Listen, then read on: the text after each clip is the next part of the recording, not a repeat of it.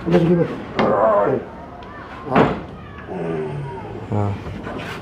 น้ำตาละไทยมาเลย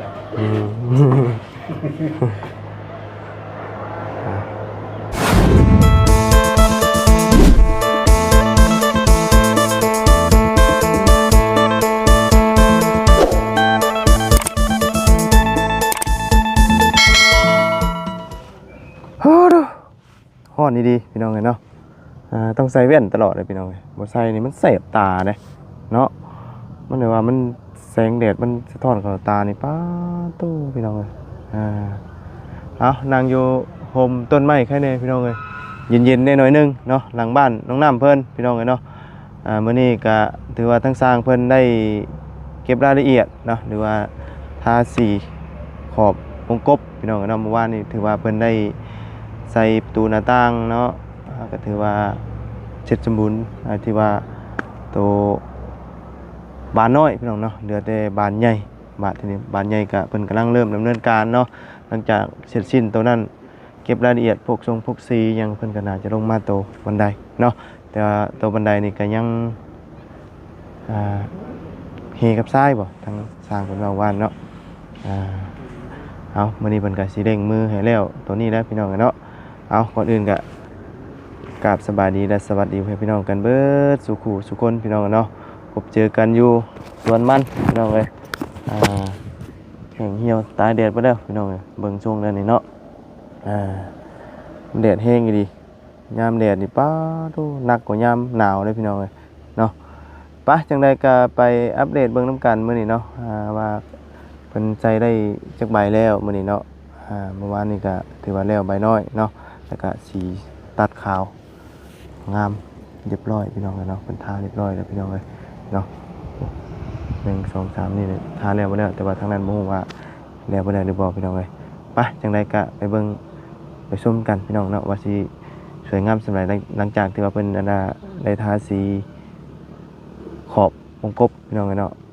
มันสิงามสำใดไปพี่น้องเอ้ยโอ้นั่งอยู่นี่ใครแน่เนาะมีลมเย็นโว้ยๆแน่ใจเสียอย่างนึงพี่น้องเอ้ยมินกินสมปีแล้วพี่น้องเอ้ยไปโอ้พี่น้องล่มโอ้เนาะโตพี่น้องเอ้ยนี่มุมไก่ได้นี่เนาะผมนั่งอยู่โฮมนี่พี่น้องเอ้ยเนาะมันเย็นแน่ลมโว้ยแน่นี่เนาะส่วนมันตัวนี้กับเพิ่นมาเสริมเนี่ยยังตายเลยพี่น้องเนาะมันแดดแห้งตายไปน้ำเนาะถ้าฝนตกใส่แห้งๆนี่ป้าดูงามบริวารพี่น้องเนาะโอ้กว้างครับแต่ว่าอันมันว่าส่วนมันของน้องน้ำนี่ตัวนี้บอกด้วยตัวนั้นพี่น้องบอกบนกระพุ้งเนาะเห็นแต่ในคลิปลงเพิ่มเพิ่นเนาะปะเดี๋ยวไปเบิ่งทางสร้างเพิ่นก่อนหนึ่งข่าวอีกแล้วมื้อนี้กันเนาะหนึ่งข่าวเที่ยงอีกแล้วมื้อนี้โตพี่น้องเอ้ยเมื่อวานนี้ก็หนึ่งข่าวเที่ยงมื้อนี้ก็หนึ่งข่าวเที่ยงคือว่าน้องกินหลายคนเนาะเฉพาะเอื้อนเนาะนี่ก็ปริมาณหน่อยนะพี่น้องเอ้ยพอแต่หนึ่งข่าวเนาะใกล้แล้วนี่กำลังขึ้นอายพี่น้องเอ้ยปึ๊บหันมาทางนี้ถูกเจียวบักม่วงบ่นี่พี่น้องเอ้ยบอกว่าเจียวมะม่วงกินแบบนี้เลยเนาะ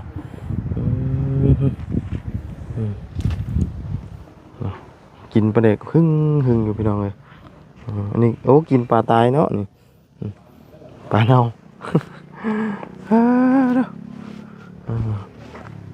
สีชุกแล้วมองเข่าแล้วกันเนาะโอ้สีงามเพิ่นทาแล้วเลยเนาะเพิ่นทากระทาเศร้านี่หรอกอ่ะ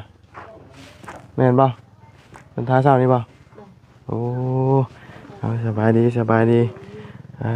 ดูฮ้อนบ่ฮ้อนกินน้ำฮ้อนเนาะนั่งสดหมอน้ำฮ้อนอยู่พี่น้องเลยเนาะดียังนี่มันดียังนี่นะได้ดียังฮะกินน้ำฮ้อนชื่อนี่อย่ามาดีอันนั้นพวกอันนั้นตัวอันยังนิ่วบริเวณบ่บริใส่แห่งบ่ใส่ห้างไม้ห้างอย่างอยู่บ่ใช่อันนั้นใบม่วงฮะใบม่วงใส่ใบม่วงให้มันหอมจะชื่อบ่ ฮ้ยสีมันเป็นได้สีมันน่ะมันแดงบ่เออมันบ่ฝาดบ่ บ่ อืมต้มใบบักม่วงนะหนึ่งข้าวติ เด้อ ต้องหนึ่งคือมือว่าสาวข้าวนี่ คู่มือน่ะ อืมเพราะว่าตอนเช้าหัวหนึงนี่ก็แม่นเบิดเนาะเบิดแล้วก็ถ้าว่าผู้หนึงเอาว่าจกไปเวียกไปหยังแน่ยัง นั่น นั่นนี่เนาะจกแบบว่าห่อข้าวไปป่าสิเนาะ เด้อ เฮงได้หนึ่งเดือยเพราะว่าเฮาจกไปป่าเด้เนาะใช้กระทั่งอันกับพอเพิ่นไปใช้สั่น พอเขาเวียกพักนั้น เพิ่นเฮ็ดหยัง จำพี ฮะ เวียกเขาจำพี โอ้ยจำผีอีกแล้วเดี๋ยวจำผีได้อยู่ผีเนาะเอาอันนั้นก็ผีก็ยังรออยู่เนาะจังหน่อยผีก็เอาผีขึ้นเฮือนได้นี่เนาะ โดย ตอนเฮนี่ก็เอาผีขึ้นก่อนเป็นบ่ แม่น เออถ้าอันอยู่แบบนั้นน่ะถ้าเฮาป้าไว้แบบนั้นเด้อได้จ้ะเพิ่นหายบ่ บ่ได้แล้ว ฮะ เป็นเจ็บเป็นไข้ เจ็บเป็นไข้บ่คำหอยไว้ฉันเลยน่ะเออต้องไปไว้หม่องบ่อันนั่นดิหม่องอันเทิงห้องหม่องบ่ถึกฝนบ่ถึกหยังไว้มองนี่ คำว่าให้อันหอยไว้ต้นไม้เลยบ่ได้ บ่ได้แล้ว อ นี่เราพมังบ่มีเฮือนบ่มีชาติไว้นั้น เขาต้องบอกเพิ่นบ่นี่ก็ ครอบแล้ว ขอว่าโอ้อยู่นี่ท่าเด้อบ่ โดยหมูตัวหนึ่งหั่น หมู่ตัวหนึงให้เพิ่นไปอยู่หั่นเด้ เลย อืม มาแต่ขึ้นนี่ก็ได้หมูอีก มันขึ้นใส่เอากินหมูอีกอยู่อันเอาไปอยู่หั่นก็กินหมูอีก เลย โอ้อยู่ใส่กินหั่นได้เนาะ แม่น คำเชื่อไปเฮือนอื่นก็ต้องกินอีกกินหมูอีกบ่ กินหมูอีกแล้ว อ อารมณ์ก็เชียร์ อารมณ์ก็เสียเอาขึ้นก็เสีย เลย ย ากเฮาถือพี ยากเนาะปะบ่ได้บ่ ปะบ่ได้แล้ว ส่วนหลายทั้งนี้เพิ่นถือแต่ผีเนาะนับถือผีศาสนาผีอันน่ะว่าง่ายเนาะ เนาะ เมาง่ายมีแต่พ่อแต่แม่น่ะบ่ได้ปะเนาะ เนาะ เอ้ยเอาลงจากเฮือนมือบ้างเฮือนก็เสียหมูตัวหนึงบ่ เนาะโดยจ้ะ บัดสิเอาขึ้นมือขึ้นเฮือนนี่ก็ต้องเสียหมูอีกบัดนี้เนาะ โดย โอ้เป็นได้นี่เนาะประเพณีเพิ่นนี่พี่น้อง ขึ้นเฮือนก็ได้หมูก่อน ต้องได้หมูก่อนอีก เนาะ เอาไก่ก็บ่ได้ บ่ได้ ต้องกินหมูอย่างเดียวเนาะ เนาะ หมูจ้ำอย่างเดียว จับอีกละเอจับ อ มีแต่หมูอย่างเดียวนะเนาะเอาเนาะหมอบ่ได้อันปีนบ่ บ่ บ่เข้าให้มันสุกแบบนั้นได้บ่ เลย ขึ้นอายแล้วมันสิสุกแล้วเนาะ ปีนบวชปีนได้นี่ ฮะ บวยปีนบ่ได้ มวยปีนบ่ได้บ่ เลย ไม่กระล่ามมันแหละ เลย ไม่กระล่ามปีนเนาะเอาเนาะฮ้อนแดดมื้อนี้พี่น้องเอ้ยป้ามองใส่ป่าแล้วครับผมหยุ่งให้กลัวไปสั่งเนาะเนาะหนึ่งเข้ารอบเที่ยงพี่น้องเอ้ยนี่แหละอันนี้ก็ทาเรียบร้อยเบิ่งทางนี้ก่อนเด้อสีขาวตัดเลยเนาะนี่กันงามเลยพี่น้องเอ้ยข้างนี้เยี่ยมอ่องเลยนี่เนาะเป็นทางเช้านี่เป็นเก็บสีน้ำลัง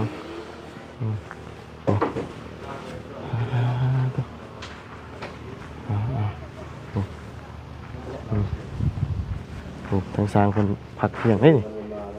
พิงโต๊ะถ่ายอยู่เนาะสงสัยแล้วเลยเด้เบิ่งนี่ใบสุดท้ายแล้วจ้ะบอกสุดท้ายเลยสิบ่ได้เมื่อบ่มื้อนี้ฮะถึงว่าเบิ่งแล้วเนาะเพราะว่าอันนี้นี่มันบ่มีทรายแม่นบ่นี่เบิ่งขึ้นเทิงก่อนใบสุดท้ายเลยเนาะอึ๊บกำลังใส่ก่อนเนาะโอ้เอาโดยสบายดีเดี๋ยวบ่ได้บ่ข้างในโอ้เดี๋ยวนี่เดี๋ยวกินข้าวเมื่อได้เนาะฮะยังบ่ ลองล็อกตัวนึง เจาะตัวไหน ล็อกเลย เจาะหูหลอกมันนะ เออ กับตัวยวงมันยันลมพัด เดี๋ยวยวงอันว่าเวลาหมอยลมพัดเนาะอืมโดย ชั่วโมงนึงแล้วเดี๋ยว โดยเพื่อเก็บรายละเอียดเนาะใช้เบิ่งทางนี้ก่อนฮัลโหลสร้างสีเฮานี่เนาะสีไทยสร้าง สีท่าสร้างบ่แม่นสร้างท่าสีบ่ทำอิฐก็ว่าสร้างสีอยู่บ่ถ้าไปท่ามามันมีแต่ติดอันสร้างบ่ ไทยเราอยู่แค่ เหลือมากเนาะตัดกันถือว่าแล้วมั้งนะพี่น้องเอาวับเลยนะนี่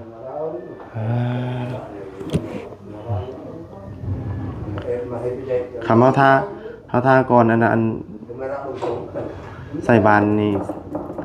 อันนั้นกลัวป่ะก่อนใส่บานประตูชิง่ายกว่าป่ะ นั่นแหละไปกว่าแต่เป็นสีน้ำมันมันติดมันยากถ้าไว้ทางติดเนี่ยลึกนะ น้อย สีน้ำสบายเอาสายเช็ดมันออกไปนี่เช็ดออกยาก อันนี้สีน้ำมันป่ะ แม่เลยสีน้ำมันเป็นสีปนคอนเทนเนอร์นี่ น้อยมันสีน้ำสบายเนาะ เด้อ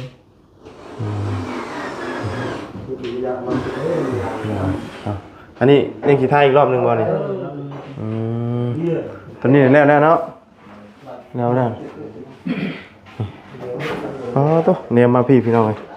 โทรศัพท์ Samsung Hero เฮียงกันอยู่นี่คักกะดีนี่ เบิ่งทางนี้บัดนี้เอาเก็บรายละเอียดเก็บสีเนาะเห็นกันได้เห็นแล้วพี่น้องทางอันอายเป็นคนเก็บสีเนาะอีก3คนใส่ใบประตูเนาะ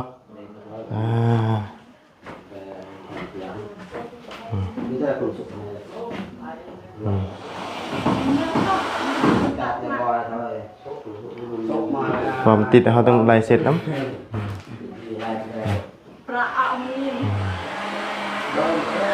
แล้วใกล้แล้วเนาะขั้นตอนใกล้เข้ามาเลยเนาะ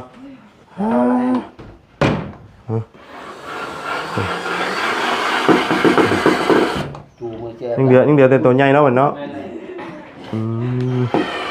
เป็นไงจบเลยช่วงนี้ก็ด่าตาย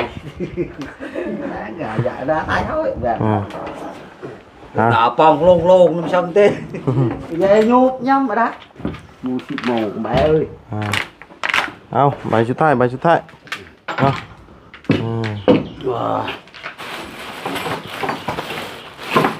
ไปจับใส่เอ็ดวันนี้còn ai bỏ rồi ไพ่หุดข่าวเจ้าเป็นใหม่รู้ป่ะฮะ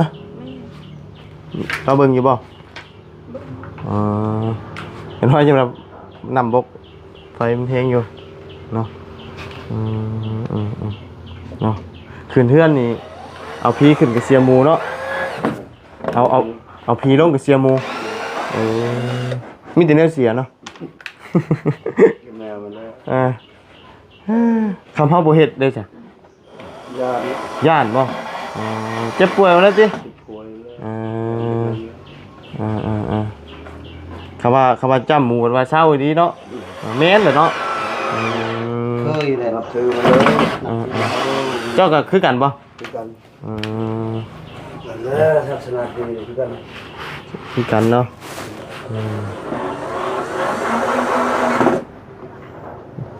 เชื่อนายศาสนาพีนี่เขาเห็นนั่นว่าอันแบบว่าคืออันว่าคนที่ว่าเพิ่นตายแล้วนะแบบว่าคือเจ้าเนาะอันว่ามีงานผูกแขนสินะแล้วเฮานี่เป็นลูกเนาะพ่อนี่ตายแล้วไปแล้วเพิ่นว่าผู้นั่นน่ะเห็นมานำนะแม่นบ่เห็นผีอันของพ่อคือของพ่อเฮานี่เห็นมาไปมาแล้วเพิ่นว่าต้องเอาเหล้าฮับเลยคำบ่ฮับก็ให้อยู่หั่นแล้วเขาเห็นเทื่อนึงนะทางบ้านนะฮะทางบ้านคุณบอกเอาเพิ่นนับถือศาสนาพีคือกันนี่เนาะ มาแล้วเพิ่นว่าคือเพิ่นยืนเหล่าเฮาบ่เอาเล้าบัดนี้เพิ่นว่าหับก้อนพุ่นน่ะนี่แบบนั้น หับแล้วเพิ่นก็เซาให้บัดนี้อันนี้คือจักเมนของเมนนะครับกับหมู่เนาะคือกันเนาะเอาเนาะเป็นไงมีข่าวดีบ่มื้อนี้ฮะข่าวดียังนะสายไฟชื่อสายไฟใหม่บ่ต่อไป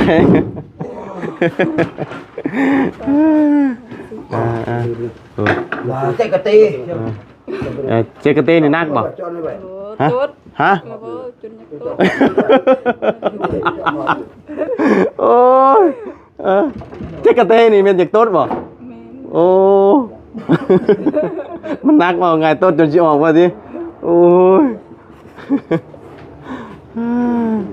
เอาเนาะใบสุดท้ายแล้วเนาะใกล้แล้วจะเป็นก็จริงแล้วเนาะตัวฐานบันไดนี่ต้องมีทรายกับเพบ่ผมมีก็ไม่เฮ็ดบ่ได้เนาะหาทรายใช่จ้ะไปหาอันนี้เช่พุ่นแหละไปหาบเอาเด้อหาบบ่มีรถหาบเอาหาบทรายนะอยู่เช่พุ่นไกลบ่ยันว่าอยู่ไกลแทนบ่ได้ไกลบ่นี่ไกลห้วยนี่บ่มีบ่นี่จะไปหาซื้อเอาแน่เนาะเดี๋ยวหาซื้อกับโบราณแล้วเนาะว่าอันนี้เราก็ตัวอันนั้นมันก็ต้องขุดดินใช้อยู่แล้วเนาะเอาถือว่าทางมายาวเป็นมาแจ้งข่าวดีเรื่องไฟดิโอ้มื้อนี้แต่งหน้าเว้ยมื้อนี้เว้ยเป็นได้ใดมื้อนี้มีแนวนะมื้อนี้นะฮะแม่นบ่ช่างห่านมีแนวนะมื้อนี้เนาะโอ้ฮะมาช่วยว่าฮะมื้อนี้เต็งเนาะฮะเริ่มหาแล้วบ่บ่เดี๋ยวคืออันนั้นแต่งหน้าใสๆสิดอกเนาะไปนั่นเองบ่มันไปใช่บ่เก็บทองไปสร้างนี่ฮะมีกับผู้สร้างของเรานี่บ่โอ้มื้อเช้านี่มาขับมัน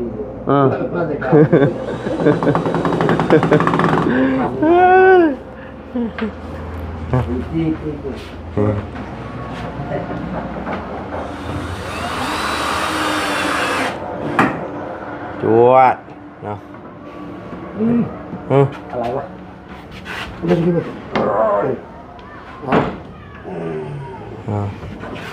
น้ำตาลไทย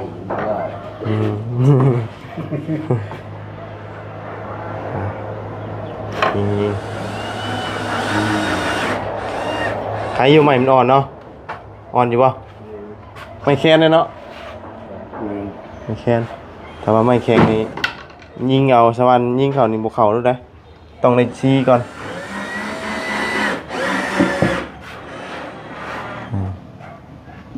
ยิงเขาเลยนี่เนาะคือว่าไม่บุกไม่แข็งเนาะเรียบร้อยเนาะงามกิ๊บบาทที่นี่เนาะเดี๋ยวแต่ปัดกวดมาเลยหลังจากที่ว่าเพิ่นเสร็จสิ้นเนาะอันนี้กันทาเลยทาเรียบร้อยแล้วเนาะทางช่างคนหนึ่งเป็นหาเก็บสีอย่างเดียวนะมองนี่กับมองนั่งคักนั่งงามๆเลยนั่งกินลมชมวิวเนาะอันนี้ก็น้ำเย็นเนาะน้ำเย็นเจี๊ยบน้ำเย็นสร้างไปกินน้ำกันคือเก่าเนาะเม่นช่วยแล้วบ่เขายังบ่มันสุกเดี๋ยวนะยังไม่ทันสุกมันขึ้นอายจะโดนแล้วยังไม่ทันสุกฮัลโหลเนาะมันมีลมวันนี้ก็ได้มีกันฮะ มีคือกัน มีอยู่บ่เฮ็ดได้วานนี่คือตื่นตันใจเรื่องใดวานนี่นะฮะ เป็นได้ เอ้า จุดใดน่ะจุดกำเนิดน่ะฮะ อยู่ไส้ เอ้าเฮ็ดให้เจ้าให้ได้ ดีใจ ฮะ ดีใจ ดีใจได้เฮือนนี่บ่ โดย บ่คิดว่าสิมาไกลปานนี้เนาะ เพราะว่ามองไปภาพเก่าๆเนาะอันนั้นครับภาพตอนนี้เนาะเฮียนเซเนาะจนล่มเอาเชือกผูกเอาเนาะทั้งนี้ก็ค้ำทั้งนี้ก็ดึงเนาะค้ำดึงจองนะเนาะมาวันนี้เปลี่ยนเห็นงามๆวันนี้เนาะก็ถือว่าดีใจเนาะวันนี้ใกล้จ้อจันเข้ามาได้บาทนี่ได้ดับเบิลมันงัวควายจำปีนะ ยังบ่ บ่มี ยังอยู่บ่เฮ็ดได้ไหนบัดนี้ ไปหารับจ้าง หารับจ้างบ่หารับจ้างซื้องัวซื้อควายประจำปีบ่ บ่ซื้อแต่หมู ซื้อแต่หมูบ่ โดย หมูน้อยนี่หมูนี่สิน้อยก็ยาเนาะขอแต่ว่าเป็นหมูเป็นโตบ่ 700,000 มียังล่ะเรียบร้อยบ่ล่ะอ๋อเหยียบลองของแล้วเนาะเรียบร้อยแน่นเปี้ย คักเลย โอ้ รับจิตเลย คักเนาะ บ่ได้บอกเจ้าของ ฮะ มันก็จะเยี่ยมคุณมาบอกไม่จืด คักพี่น้องไงเนาะนี่งามแล้วไปหาจ้างยังสิได้ชื่อหมูกว่านี้ รับจ้างมันเพื่อเขาบอกมันคนมันหรือว่าไปปลูกมันจังไป คนมันปลูกมันยังบ่เบิดบ่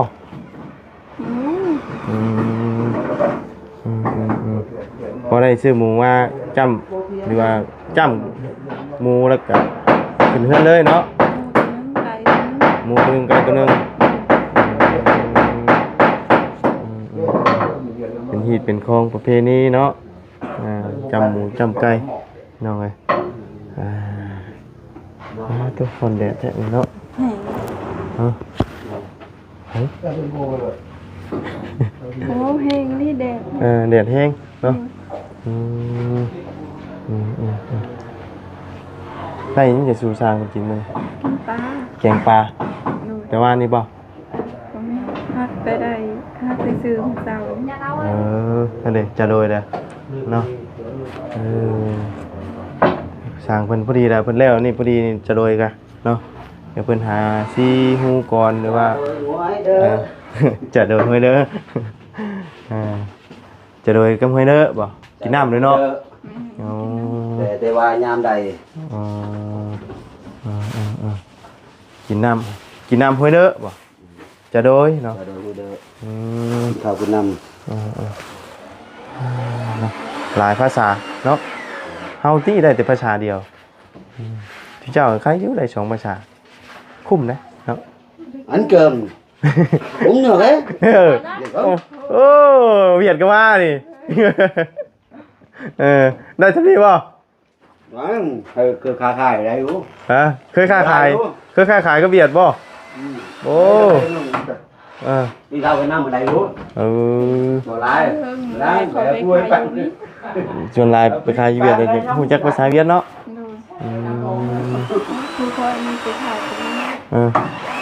เคยไปขายแต่บ่ฮู้สาเหตุ เคยไปขายแต่บ่ฮู้ภาษาเวียด này phải kinh nằm vô mua โลกน้ำกระยวน bén Việt เออ đặt lấy một cái Việt này cái đèn เออ nó uống lại đấy คอยฮู้คอยรู้ว่า ai เขาไปขายฟังอยู่ฟังเวียดนี่เขาต้องเว่าภาษาเวียดน้ำเขาอย่างเดียวบ่หรือว่าเว้าภาษาลาว เพื่อเขาฮู้กัน theo nó bao thế này cái chữ số cái xa Lào Việt cái nó có được vô nó ม่วน Việtมันต่างกับเวียดมันภาษามันยังบ่ฮู้อีก คนตา อืมอืมอืม งงานมันต้นมันต่างภาษาเวียด บ่ต่างภาษาอีกเวียดกัน ยังบ่ฮู้อีกภาษาลาวเขา คนลาวก็ต่างภาษาคือกัน อืม ลาวตามมันนั่น เนาะ คนลาว เลย เขาฟรีกับเขาประกองเขาก็บ่ต่าง เลย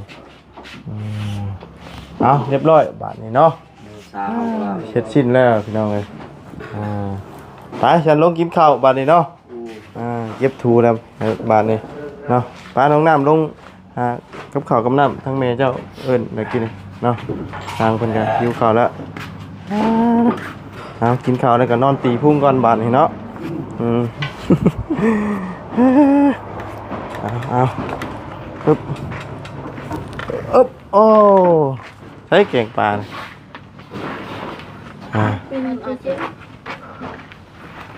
เฮ้ยอ่านว่างบ่โอ้ปูสาดก่อนกินข้าวกินน้ำเที่ยงเนาะป้าซะมิเตจังใดกะเดี๋ยวมาใหม่เด้อ กินข้าวกัน กินแล้วเนาะกินเด็กกันมายังท่านได้อยากอยู่เดี๋ยวนี้หากินน้ำเย็นก่อนบ่ไหวละไปกินข้าวกินน้ำเด้อเนาะเอาเดี๋ยวจังมากันใหม่เนาะเดี๋ยวมาอัปเดตเบิ่งให้ว่าเป็นสิเฮ็ดขั้นตอนได้ก่อนเนาะไปพี่น้องเลยขอบคุณพ่อพี่น้องเดี๋ยว FC เด้อที่เข้ามาติดตามนะครับส้มพี่น้องเลยเนาะพบเจอกันใหม่เนาะออนไลน์ตัวไปได้สร้างเดี๋ยวมาใหม่ สบายดี